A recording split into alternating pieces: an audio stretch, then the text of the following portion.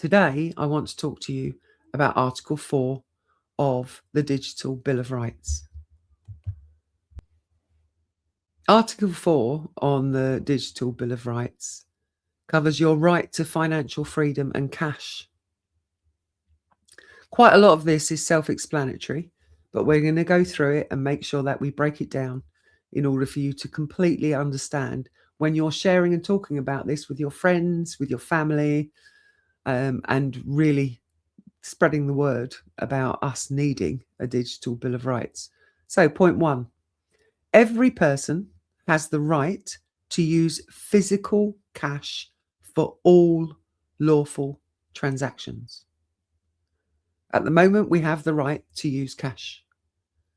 We have credit cards and we have the right to use credit cards. Not a problem at all. We have the right to use backs through our banks. We have the right to use things like PayPal. And a lot of people use all of those things, and that's absolutely fine. This bill is not taking away your right to utilise a digital form of cash. This bill ensures that central bank digital currency is not enforced in this country, and that you always have the right to use physical cash. You don't have to, but you have the right to. So that's point 1, very simple.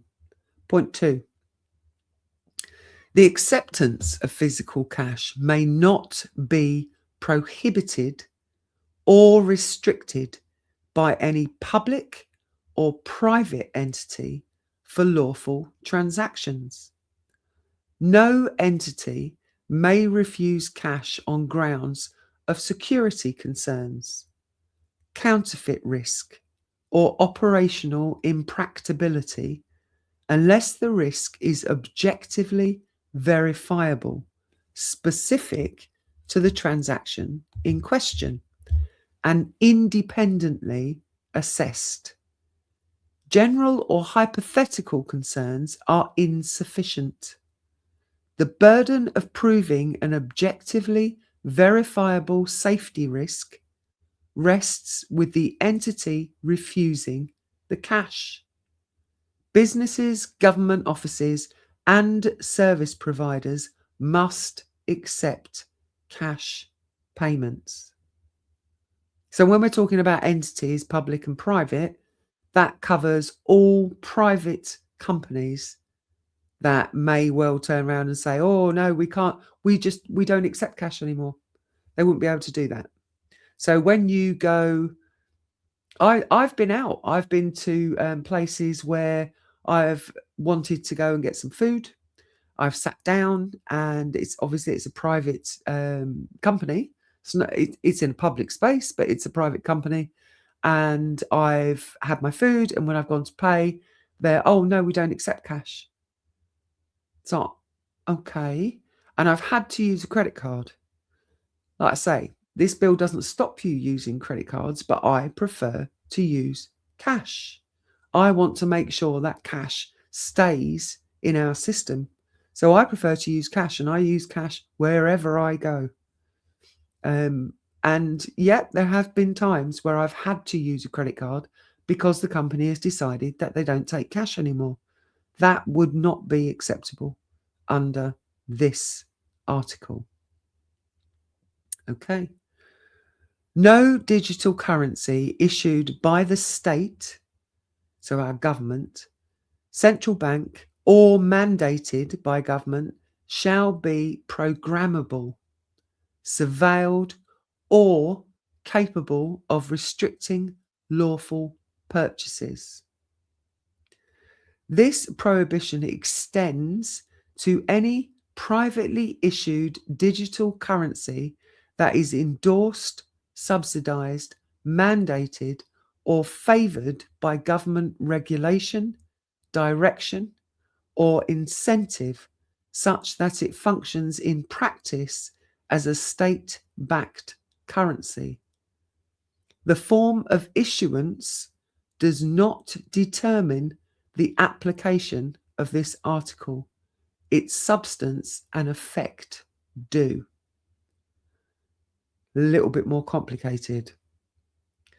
So no currency shall be programmable, surveilled, or capable of restricting lawful purposes. That's the key to that point in Article 4.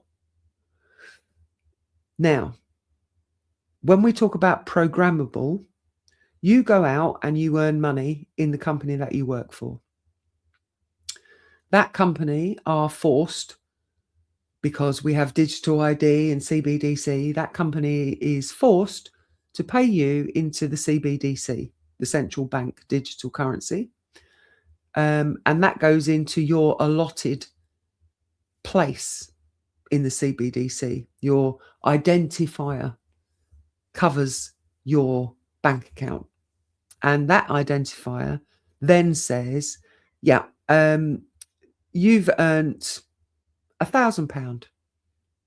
And of that £1,000, you are only allowed 10%, so 100 quid, to spend on miscellaneous purposes. And we're going to keep an eye on it. We're going to make sure you don't spend it on anything else. The rest of your money, a portion of it can be spent for this, a portion of it can be spent for that, but you're only allowed miscellaneous purchases for 10% of your currency that you've lawfully earned. You've been to work, you've earned that money, but you're only allowed to spend 10% on what you want to spend it on. The rest of it has been allocated for you by the government, by the state. They wouldn't be able to do that. Any legal purchases lawful purchases that you wish to make, you should not be told what you can spend your money on, the money you earn. And under CBDC, and if it's programmable, they can do that. So this prevents that. Adoption of any state-issued or government-mandated digital currency shall be voluntary. So you can, if you want to, adopt the mandated digital currency, and shall not replace cash. So even if your employer pays it into your CBDC, you still have the right to withdraw money as cash from your CBDC. No government, public body, or entity acting under government direction may offer financial incentives, tax rebates, preferential interest rates, faster payment processing, loyalty benefits, or any other advantage designed to encourage adoption of a digital currency over cash. Any such incentive shall be deemed coercive and unlawful under this bill, regardless of whether cash formally remains available. The government has a positive duty to maintain accessible cash infrastructure, including ATM networks, bank branches providing cash services, and cash handling facilities at sufficient density that cash remains a genuinely practical payment option for all citizens. Any reduction in cash infrastructure below minimum accessibility thresholds set by the Digital Rights Commissioner shall be treated as a constructive restriction on the right to use cash. Again, a little bit confusing, jargony words. So we'll go over it. So what that's effectively saying is, if the government mandates a digital currency, it's like I say, if your company that you work for is going to pay into the government mandated digital currency, that's absolutely fine, but you should be allowed to take cash out of that, and it should not be programmed that they dictate what you can spend it on. That's covered in the previous part of Article 4. However, government equally cannot say to you, right, if you choose to adopt what you can spend your money on, we'll give you a little bit more. We'll give you a tax rebate on it. We won't tax you as much on your earnings if you choose to adopt the system where you agree to spend it on what we've mandated you can spend it on. If you adopt that system, then we'll give you a tax incentive on it. They can't do that under this article. It has to be freely available for you to choose what you do with the money you earn, and it has to be freely available for you to choose to take it out in cash and buy whatever the hell you want.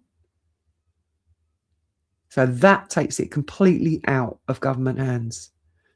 No transaction limits, expiry dates, geographical restrictions, or merchant category restrictions may be applied to any digital currency. Digital currency, if used, must function as a true medium of exchange without behavioural controls. So what does that mean? No transaction limits.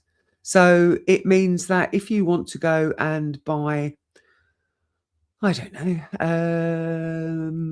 a washing machine, or let's say a fridge freezer, one of those big newfangled fridge freezers that's got all the ice dispensy type things, and it might be over £1,000.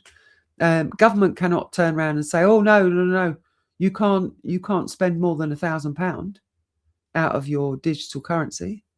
No, we're not allowing that. That would be a transaction limit. Expiry date. And this would stop you from being able to save.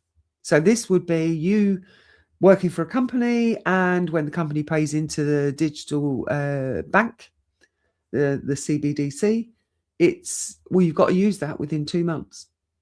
You have to use that within 2 months. That's an expiry date on the money that you legally earn through the job that you do. They could program it so that you have expiring money. So you wouldn't be able to save. You wouldn't be allowed to save. And if you could save, it would be mandated by government how much you were allowed to save. Geographical restrictions, that's if they decided to do another pandemic and you weren't allowed to go within or outside a certain area.